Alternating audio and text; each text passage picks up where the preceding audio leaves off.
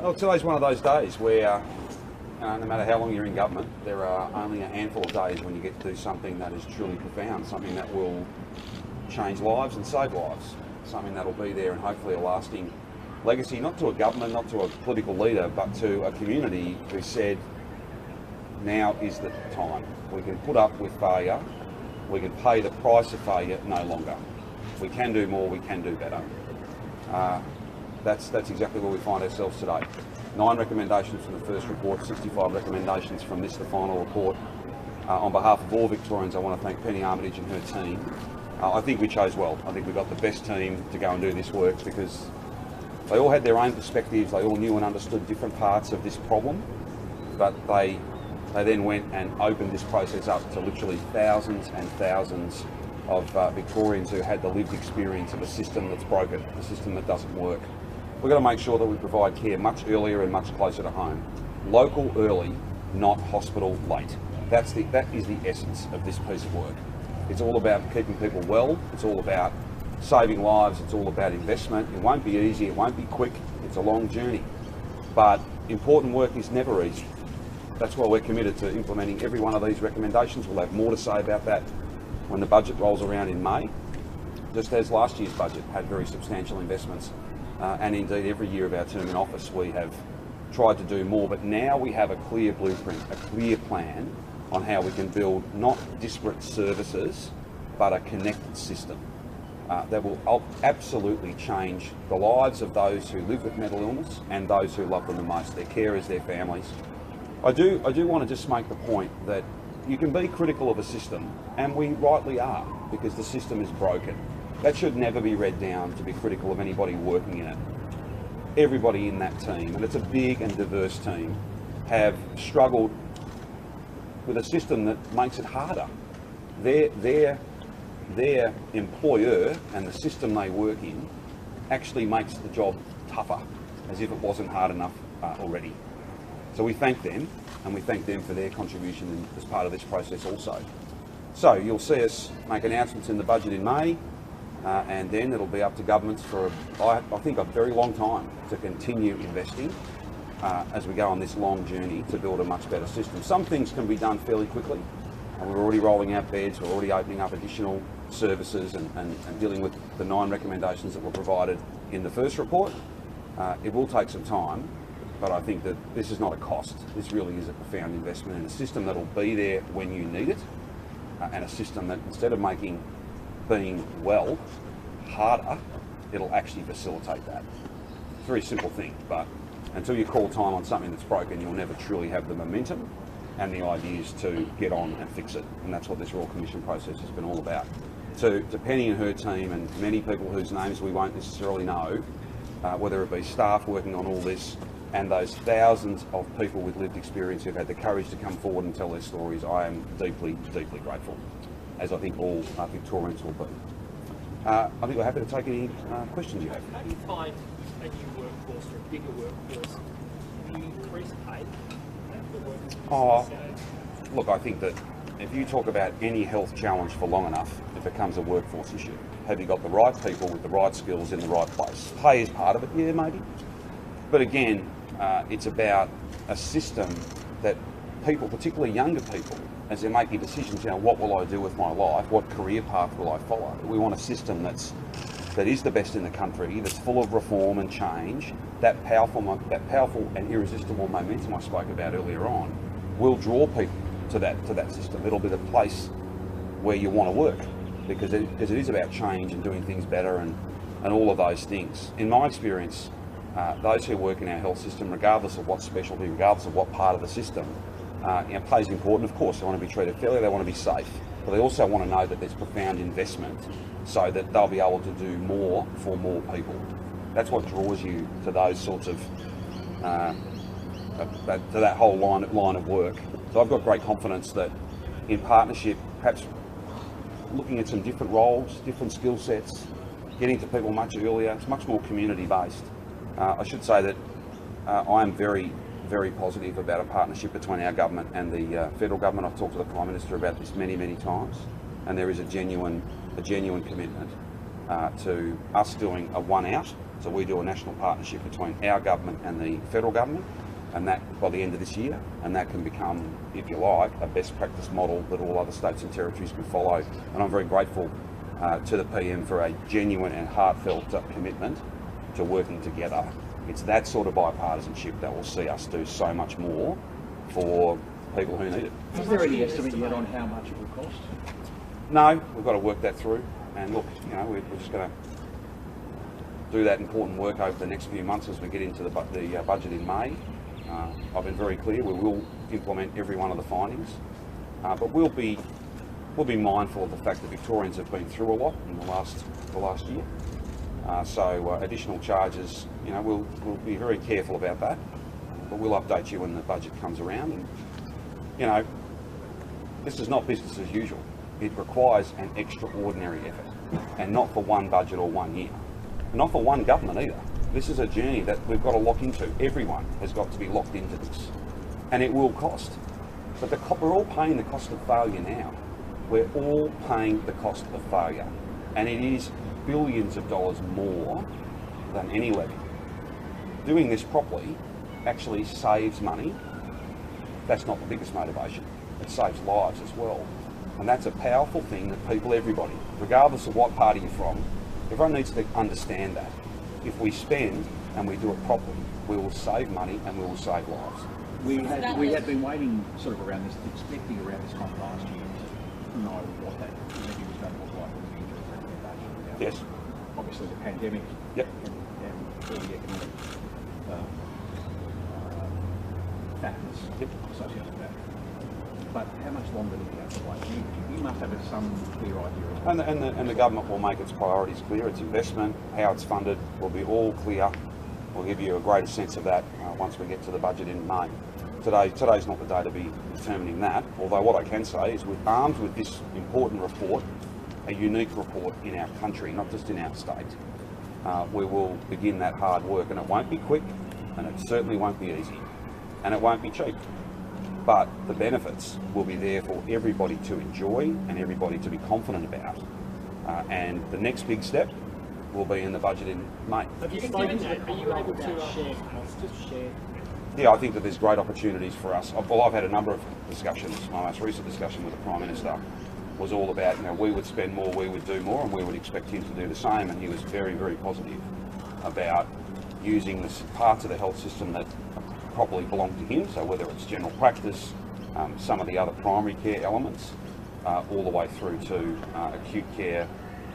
I think we can get a partnership here that is unique, and it will benefit Victorians, but I think it'll also be a fantastic proving ground for some really innovative change, some common sense reform that hopefully will be of benefit to many people beyond Victoria. I'm genuinely grateful, and I want to be clear with you. I regard the Prime Minister as passionate about this, and as am I. And together, I think we'll be able to do some really important things. And that's the bipartisan relationship that Victorians want, and the one that I'm fundamentally committed to. Are you willing to put the potential levy on your tax on hold given COVID and just add to the borrowing the state's already undergoing for both infrastructure and the pandemic? Well, what I'll say is we understand that this is a unique time, and Victorians have been through a lot last year, and we don't want to do anything that makes our economic recovery harder. But we'll have more to say in more detailed terms once we get around to the budget.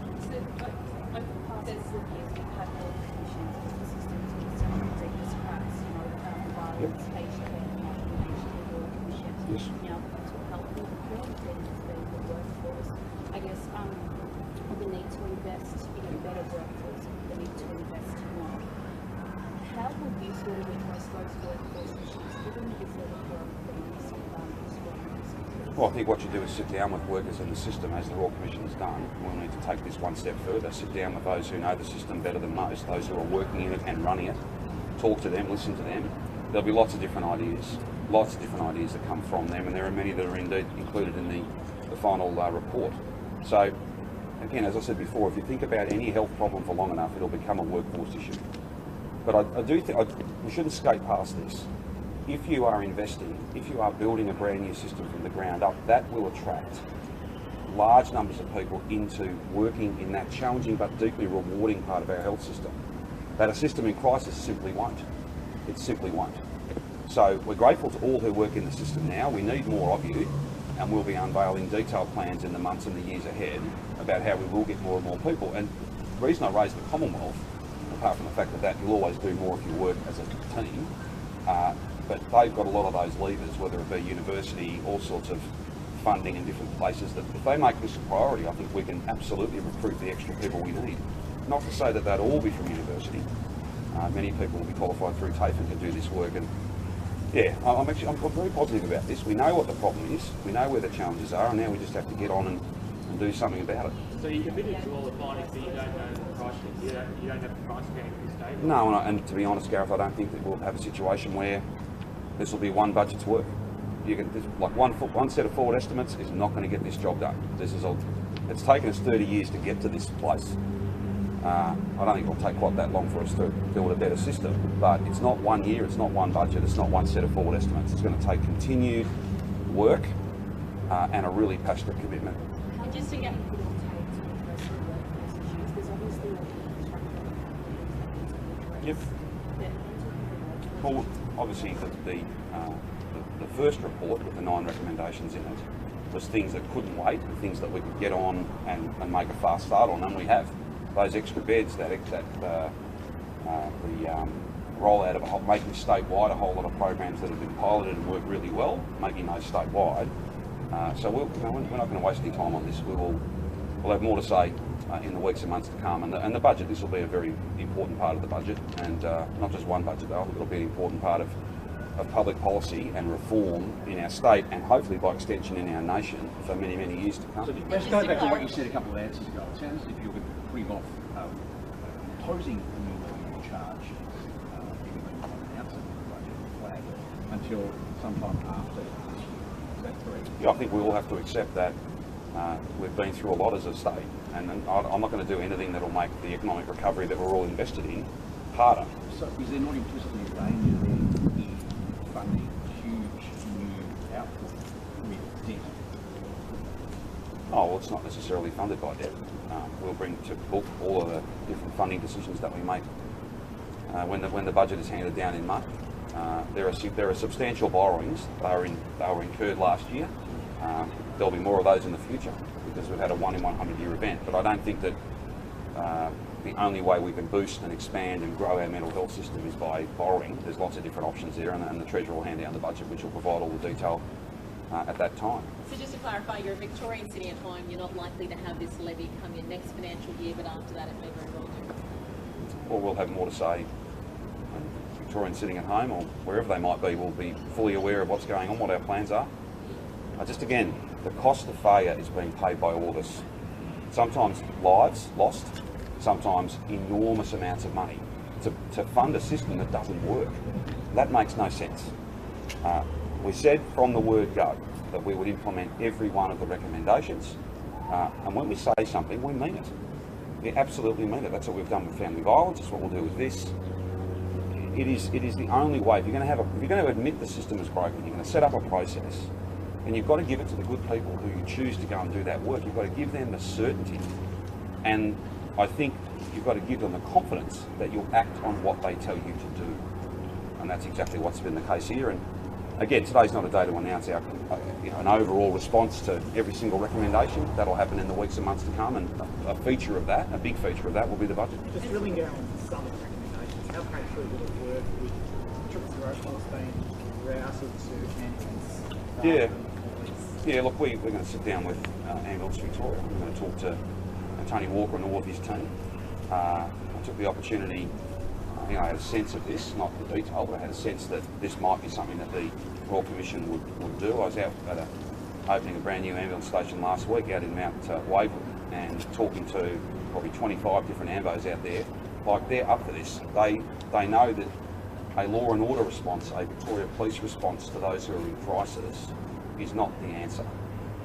It is a health issue, and having our most highly skilled health professionals, ambos, out there doing that important work is how we will better support people.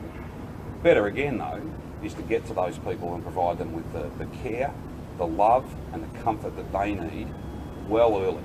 so that they're not getting to that point of crisis. They're being supported to stay well. The system doesn't work that way now, but I'm determined that it will. And I think from a practical point of view, having Ambulance Victoria paramedics as the first responders to a health issue rather than Victoria Police, that's a change that is long overdue. How long is it going to take you to get the new agency set up? Is the government's solution to problems that come up like this just to set up a new agency, or is it, why not just reroute, redirect, get current agencies to work together? Well, again, when you ask the Royal Commission to give you a way forward, then that's exactly what they've done. And if you're faithful to your word, as I am, we've said we'll implement every one of the findings. There are lots of different agencies that are talked about here, whether it be about research, training the workforce, delivering services on the ground. When you've got a system that is broken, then you need to replace that with something. Just trying to reorganise it and shuffling pieces around on the board, I don't think that's going to give us the reform. It's not going to save the lives that we need to save and we can save, if only we are equal to this moment. And I believe Victorians are. How long would you have to have the rewritten Mental Health Wellbeing Act? Oh, I can't give you a date on that, Rich. It's a big piece of work, and we would want to consult with those with lived experience. That'll be a significant piece of work, but it's long overdue, and I think getting that right is more important than trying to do it in a month or in 6 months. And so again, I guess on that point, with the talk about 60 new community-based services, have you got a timeline in mind when that can start happening, when people start to see the results? I want to see improvements in services as soon as we possibly can. And what does that mean in reality? well, what it means, Rich, is that we made investments in the last budget and the budget before to implement the 9 findings from the first report. Those beds will be open soon. Some of them already are. The post-suicide services, that were the HOPE services that were piloted, they're now being rolled out across the whole state. That's happening now. So, you know, if you are determined and you've got a really good plan and a good blueprint, and that's what we have, as well as a willingness to get on and get this done, then we will tick all these recommendations off, just as we've done with family violence. That's not finished, but we've made enormous progress on those 227, and we'll do the same here, methodically, each day, each week, each month, every year, more and better services. So instead of a system failing people, it'll save people, it'll support people. That's not too much to ask. In your speech, you made reference to a national inquiry 30 years ago, Indeed. which is, the findings and the recommendations were equally similar to the recommendations of this report. I would commend you to read it. It's a very, very good report. How do we ensure that this is a long-lasting and enduring reform of the mental health system and will, last us into the next, 10, 30, 40, 50 years, however long? Well, I certainly don't want, I wouldn't want someone to stand up in 30 years' time and be able to reflect on this document the way I was able to reflect on that report. And that's not a criticism of the report. That was at the time a really important document. All of us haven't lived up to the promise of that. I think we can do better, and I think that sometimes some of our issues, their time comes. It's like, and my sense, as I move around the Victorian community, people know this system is broken. They want it fixed, they want it better. And that's exactly what we're going to deliver. That's exactly what we're going to deliver. The key point here, though, is that momentum won't go, but that's not going to change. People are going to want to see improvement year on year. And I think that, not that I'm here to write a note to those who will come after me, but they'd be unwise not to finish this work. We'll start it. It will take a long time, but it'll be worth every effort and every dollar, because the cost of success is but a fraction of the cost of failure we're all paying right now, in lives and in dollars. What did you make of my question? Is there anything legislation or to ensure that this is long-lasting and enduring? Well, obviously a brand new mental health act, which will not be simple. It's not an easy thing, and that needs to be something that's respectful of many different views and opinions. Look, whenever you go on that sort of a journey, then that's pretty long lasting. You can't guarantee it. That's why these things are on the ballot every four years. I want to just remind you, I made this commitment during an election campaign. We stood up and said, this thing's busted, it's broken, it needs to be better, and here's how we're going to do it. And 2 years on, that's exactly why we're standing here today. And I think that the moment has come. I think that the undeniable momentum around this is really clear. talk to anybody in the broader community, and people know that this system is not the way it should be, and that it doesn't work, and that it's letting a lot of people down, and they're just not going to put up with that anymore. This is a huge implementation task. Yeah. Take up the deputy premier might be, but a very big portfolio of years. Indeed. Has he been pitched up until now, or is it your intention that he should follow through on that? I want to be really clear with you. When some changes were made recently, I took the opportunity to elevate mental health to, the only further step would have been me taking the portfolio, but to give it to the Deputy Premier, and the obvious synergies between schools, young people and mental health and a better system, I think that's quite obvious, and the report speaks to that. The Deputy Premier is one of the most capable people I've ever worked with, and I think he's equal to this task, and, if I might say, I think he's passionate about it. If you didn't hear that in his speech today, I certainly did. I think that all of us know that this is an opportunity that we simply cannot let pass by. We have to get this done, or at least make a big start on it. And that's exactly what we'll do. Minister, can I ask you about You absolutely about can, that? rather than me speaking about him while he's about 3 feet away. I mean, no disrespect in asking that. Education is a big job already, right? But you're committed to this. Oh, absolutely. It's an honour to have both portfolios of mental health and education, and as Dan said, the synergies between those two portfolios, what we can do, and this has been borne out in the final report of the Royal Commission. What we can do, schools are a universal platform, engaging with kids, early identification, connecting them to services, having services available within the school gates. There's some pretty exciting findings and recommendations from the Commission. On training the workforce, does the state have leverage to head off a skills shortage, or will the federal government need to step up as well? It'll be a combination, and the Premier is engaging with the Prime Minister. I'm engaging with Minister Coleman. There are negotiations that are happening right now. That bilateral agreement that we will reach will be the template for the rest of the nation. And workforce is the critical issue. You can have all the findings, all the recommendations in the world, but if you don't have the people to deliver them, then it will come to naught. And that's why workforce will be a strong priority for myself. Lots of recommendations, both in this report and the interim report. Finding that pipeline, ensuring that pipeline of workers, training them up, professional learning, the investment in mental health, as the Premier said, that will attract people as a career choice to come into mental health. Imagine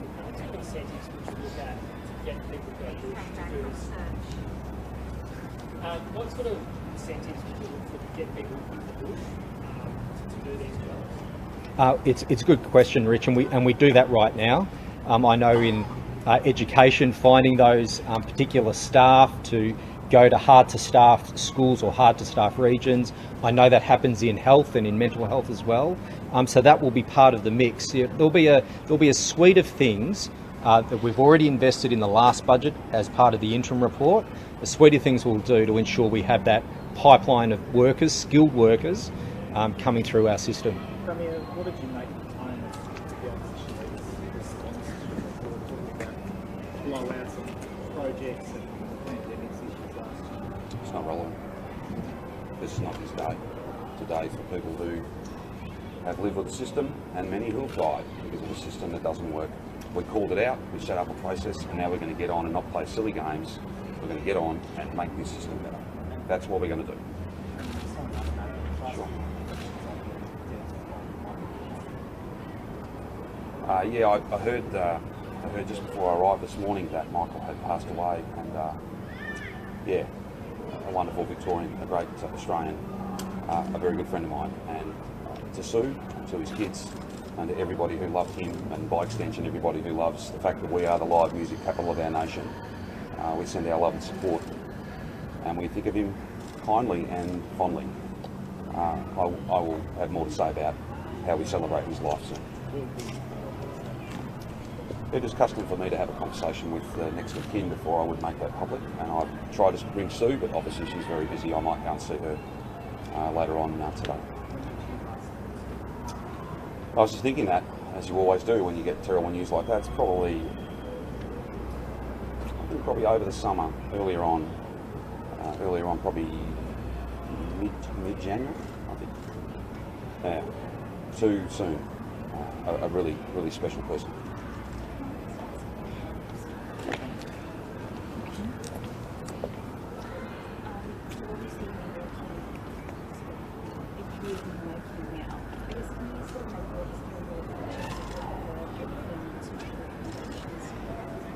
Thank you. It certainly was an honour and a privilege to lead this Royal Commission over the last 2 years. It's been an incredibly powerful journey, and as you heard today, the heartfelt evidence that came before our Commission was incredibly powerful. It motivated us to think very, very carefully about what we would recommend to the government to do to mend a broken system and make it fit for purpose for current and future generations. This isn't about fixing a problem of today, it's preparing a mental health system for the future so that it's better able to respond to the needs of the Victorian community. And in thinking about how to reform a system that had, as we described, catastrophically failed to live up to expectations, we had to think very hard about what the big levers for change would be. And central to that were the platform around lived experience, the voice of consumers being far more influential and respected in our future system, the support available for families who often shoulder a disproportionate burden of care in terms of the system, and much better support for the workforce, not just the current but future workforce, so that they feel better able to do the jobs that they are so clearly motivated and committed to performing. How long did this take to do this? What's in your mind writing this report? How long? 5 years, 10 years? We gave in our report an implementation strategy. The letters patent obligated us to come up with recommendations that were practical and achievable, and that played heavily on our minds. So we looked at the fact that we felt there were 3 waves of reform. Those things that needed to be done immediately on top of our interim report recommendations that would lay the foundation for the change. So the Mental Health and Wellbeing Act to be implemented during this course of government, to make sure that the building blocks were established and the momentum of change would respond to the urgency of need that we've described over 3 and 5 year horizons. And so we're very clear that this isn't, as the Premier said, something that will be fixed overnight, but the foundations will be built on, the momentum will be maintained, and we've very deliberately put forward a strategy to make sure that that occurs over the coming years.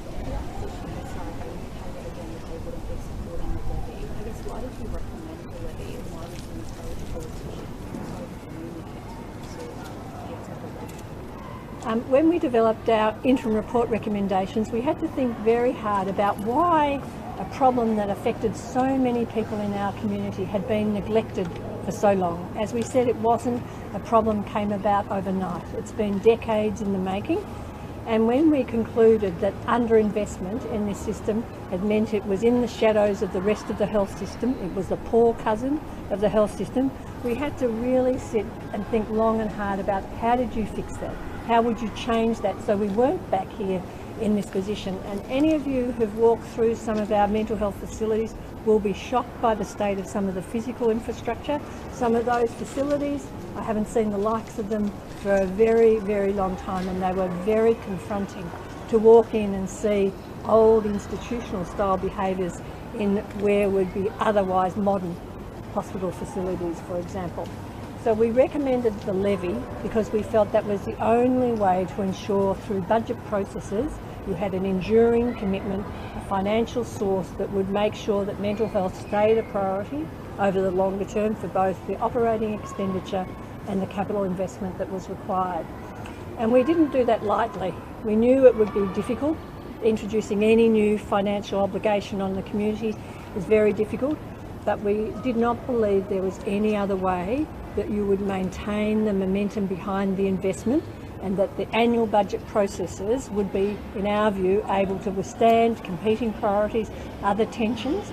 And we acknowledge that the stigma and discrimination that we felt had led to this chronic underinvestment in mental health won't go away overnight. We're having a much better discourse. We've got much better community understanding, and our community is now demanding we do something, but we felt the way of ensuring its enduring commitment was through the levy. Just on that stigma, obviously part of this broken system is public perceptions and the way that everyday Victorians deal with people living with mental illness. How do everyday Victorians play a role in this, as it might take 5 years to implement these structural changes? I think what we've done through this Royal Commission is to empower the voice of people who have not been heard before sufficiently. And I think you heard that today. Now they're not silent any longer. They were definitely not silent through our Royal Commission. They had strong and informed views that they shared with us, as I said, often with great personal courage and sacrifice to do so. And that voice won't be silenced any longer. And I think that the momentum that we have now, and I believe that our community, when we all sit back, as the Minister and others have done today, and we reflect on our own personal circles, those people we all love, care for. Me personally, I'm sure many of you who have those people that we love and care for who've been very much impacted by mental illness. Once we make it personal for people, we say that this is about all of us. None of us are immune to the impact of mental health and well-being, and we all have an opportunity to play and to be kinder to each other, more compassionate to each other. And I think that that opportunity is now, and I don't think our Victorian community will ever let us turn our back on mental health in the way that we have today. Recommended phasing out restraints. Yes. Realistic to every single case. Yes, we believe so. We've made the recommendations that seclusion and restraint should be eliminated from our system. We thought long and hard about that, and we had many opportunities to discuss with the workforce why in Victoria it was used as frequently as it was. But we also talked to those who both had to administer it and those who were the recipients of it, and the harrowing impact that it had on their well-being, setting back their recovery, abusing and creating trauma for them through that. We believe that there's got to be a better alternative, and we know through work that's already been done around the Safe for Wards initiatives, the commitment the workforce has already made, that if we can intervene earlier so that people are not so acutely unwell at the time that they get the assistance they require, if there are safe, calming places from the moment they appear in an ED through to their admission in the hospital, if they are engaged and have relationships with the clinicians and the people who are working with them, access to other peers who can help calm them in those environments, we'll be able to do and realise our ambition around this. You've also recommended a substantial expansion of Thomas Embley. Yes, we have. Very familiar with the forensic psychiatric space, Yes. obviously. A portion of that expansion is not for forensic psychiatric beds. What's going on there? That was something we obviously recognise that Thomas Embley Hospital is a very important forensic mental health system for us, and it is the alternate where people who are incarcerated, when they are in need of an acute hospital admission, they should be in a hospital, not in a secure cell in a prison. And so the expansion of Thomas Embley Hospital will enable more prisoners to be transferred into a health service when they are in an acute mental health state and need that treatment and care.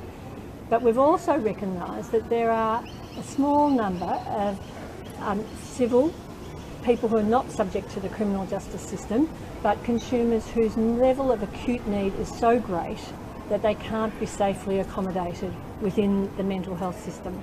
And there was always in the design of Thomas Embley an expectation, and historically, that some of those consumers would be able to be accommodated there safely and securely detained while their conditions were stabilised and they were supported.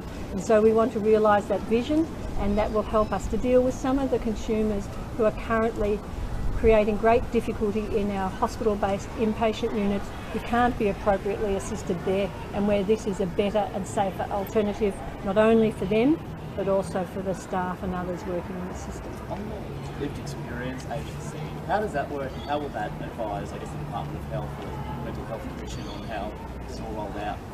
So the Lived Experience Agency for Consumers is really to underscore the importance of lived experience informing new models of system and service delivery.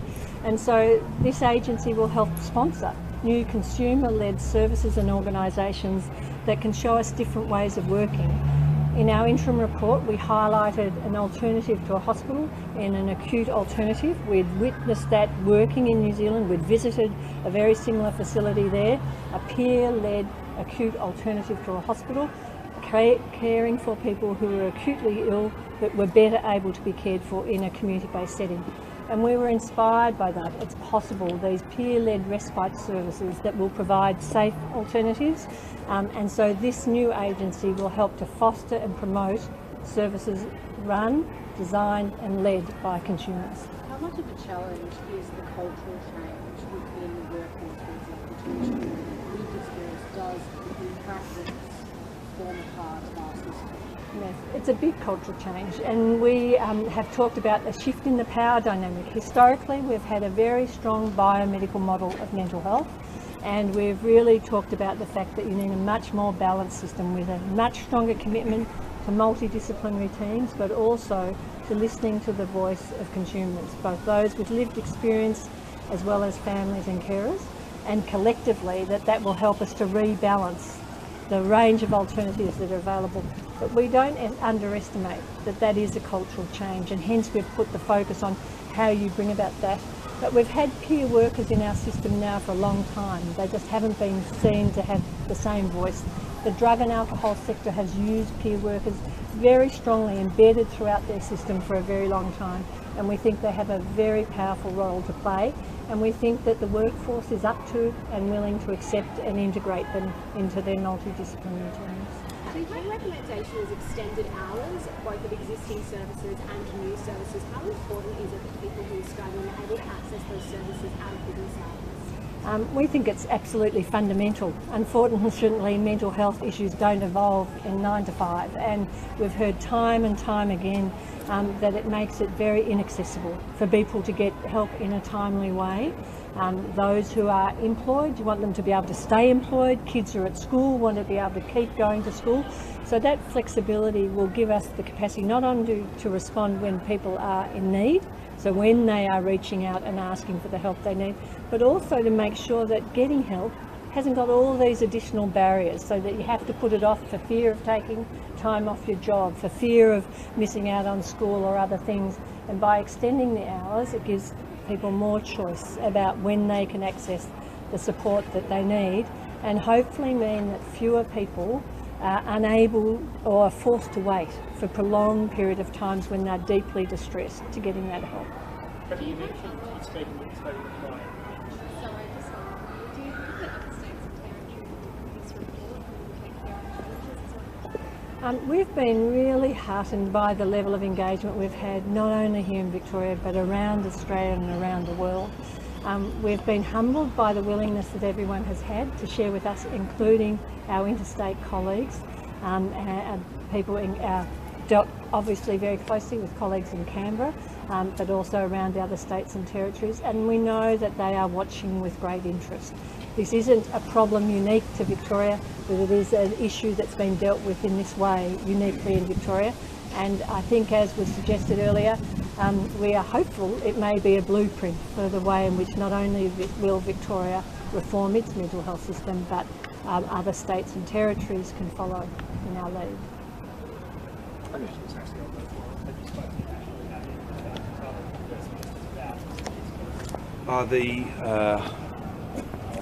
trying to remember the acronym, but the National Reform Council of the Federation, the new COAG, if I can call it that. No, not National Cabinet. The other Federation Reform Council, which met at Old Parliament House when we were up in Canberra before Christmas. We had a conversation, and all of us agreed that we would make this a key priority, and that the Productivity Commission report and the Royal Commission that Penny and her colleagues have handed down today will be treated as documents of equal standing, and we'll work through those things with a view towards a partnership agreement between our government and the Morrison government by the end of this year, and then that'll be something that may well inform what other states do. Just on another issue, the Cemeteries Act, now that they're having this make changes to stop accused killers from having involvement in their victims' burials, why is that so important? Look, I think that when you look at some terrible crimes that have been committed, those families, they carry the burden of that grief every day. and we should always look to make that a little easier if we possibly can. The last thing I want is for families to be re-traumatised at the thought that the very person who saw their loved one die would be buried alongside, or indeed in the same grave. That's deeply, deeply distressing, and that's not come from us, that's come from listening to families. This is a common sense change, and one that I think will basically protect those families from being re-traumatised again. That's the last thing any of us should want. Has the government struck a deal making state of emergency extension for 9 months? No, we're just working through those issues as we always do, and Legislative Council will deal with those matters. Hopefully we can get a good outcome for every single Victorian that acknowledges that whilst we would all love this pandemic to be over, it isn't. Are you confident you'll get a 9-month extension? I'm not a predictor of what happens in the Legislative Council, nor am I a commentator on what happens in the Legislative Council. I am not, nor will I ever be, a member of the Legislative Council. They've got an important job to do. I have confidence that they'll do it, and it's made, I think, a little easier because on every matter we engage with the crossbench with a spirit of absolute goodwill. We negotiate and discuss in good faith, and I think the history of our state over these last 6 years, we get on and get things done. This will be no different. Have you agreed to waive comments about as part of these negotiations? I might have other people update you on those negotiations. They're not necessarily things I'm directly involved in. But I'm confident that we'll get a good outcome here. That, again, just recognises that we'd all love this to be over, and if we could just, by passing a law, we could declare that it was all done, then of course we would. That's not the nature of a global pandemic. It's not the nature of a virus that keeps on changing on us, making the challenge even greater.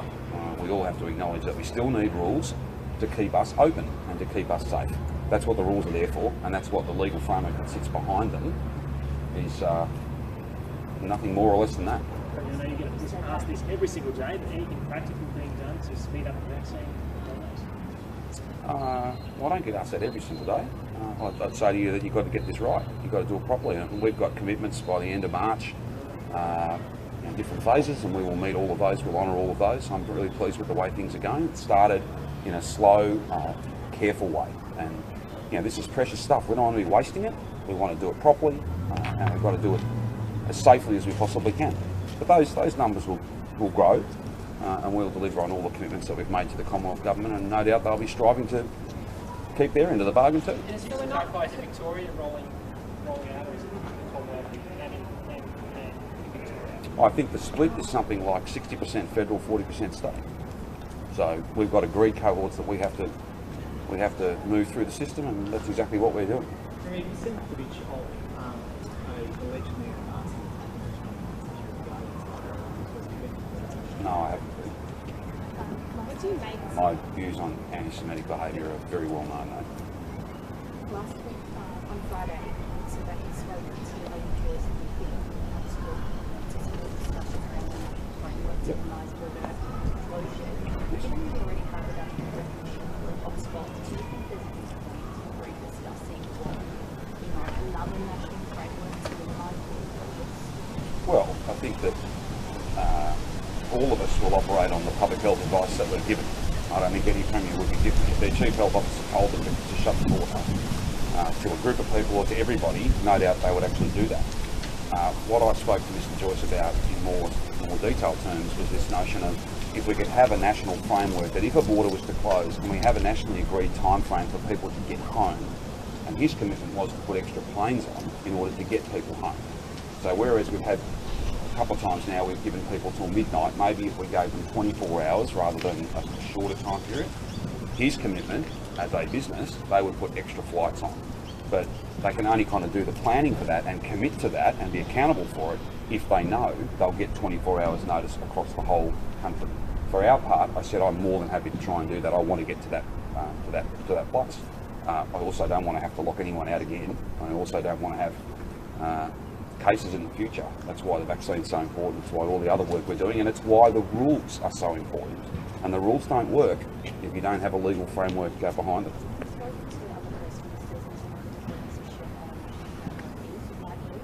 No, I've spoken to many of my colleagues about many different issues, but we've not had a conversation about that. That just strikes me as, to the maximum extent possible. Again, if you got advice from the CHO in any state to not take 24, that it needed to be shut down within an hour or something like that, then you would no doubt follow that advice. But to the maximum extent practical, if we can all sign up to that 24-hour notice period, then that makes sense to me. But you'd always have to have the rider that if you got specific advice, then you might not be able to deliver that 24-hour notice. Premier, I know you said you haven't seen that video, but this week No, I haven't. an anti-vilification committee is due to Yes. hand down a report. Are you at all committed to banning public displays of the super sticker, depending on what's in that report? There's no place for that sort of those views. There's no place for those symbols. There's no place for those attitudes and conduct in a modern Victoria. And they are deeply offensive to the Jewish community. They're deeply offensive to all decent people, frankly, not just the Jewish community. But there is a special sort of evil that is at the centre of those views. And I'll take this opportunity again. I'm deeply grateful to have, I think one of the biggest and one of the most effective Jewish communities anywhere in our nation. They make a profound contribution, and everybody should be free and safe. Everyone should feel that they're valued, not denigrated and vilified. That it's just wicked. Those views are just wicked, and there is no place for them. And sometimes you've got to do more than just call it out. Sometimes you've got to go further than that, and if we have to, we will. I'm not saying it's growing, but we're certainly hearing of more No, I think examples out of- anti-Semitism is absolutely on the rise. I think that they're right across the world. You talk to anyone in the Jewish community, anybody who values the safety of that particular community, you absolutely, the world over, there is definitely a case to be made that there are more attacks, there are more of these vile, evil views, and we need to be absolutely resolute in standing up against that. I will soon, I think maybe even this weekend or the weekend after, I will soon visit a very significant Jewish centre where we've had to spend enormous amounts of money to fortify that place so that people are safe. The amount, these are real risks, and it's a daily grind for Melbourne's Jewish community, for Victoria's Jewish community. Some of the lengths that they have to go to keep themselves safe, no one should have to do that. We are a strong partner in that. We absolutely support them as we should. There's no place for these views. No place for these views at all.